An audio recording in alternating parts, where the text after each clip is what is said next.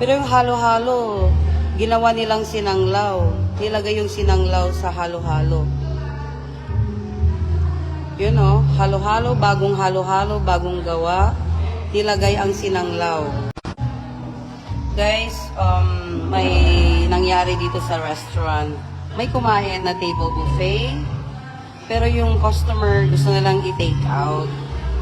So, nung ayaw na nilang i-take out, hindi po namin inallowed. Kasi ang house rule po namin, no? Every buffet, kahit table buffet siya, or long table, no take out, no leftover. Kahit wala sanang leftover, pero nung nagbigay kami ng mga dessert nila, this is the halo-halo. Pero yung halo-halo, ginawa nilang sinanglaw. Nilagay yung sinanglaw sa halo-halo. Yun o, halo-halo, bagong gawa. Nilagay ang sinanglaw.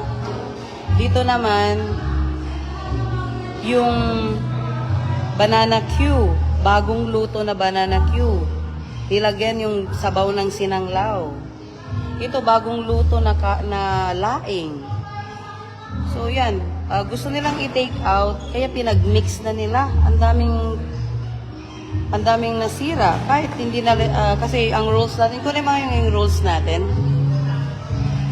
Tingnan nyo pa dito, yung bagong gawa na Jelly Ace. Yung gelatin, yung coffee jelly. Minix doon sa seafood.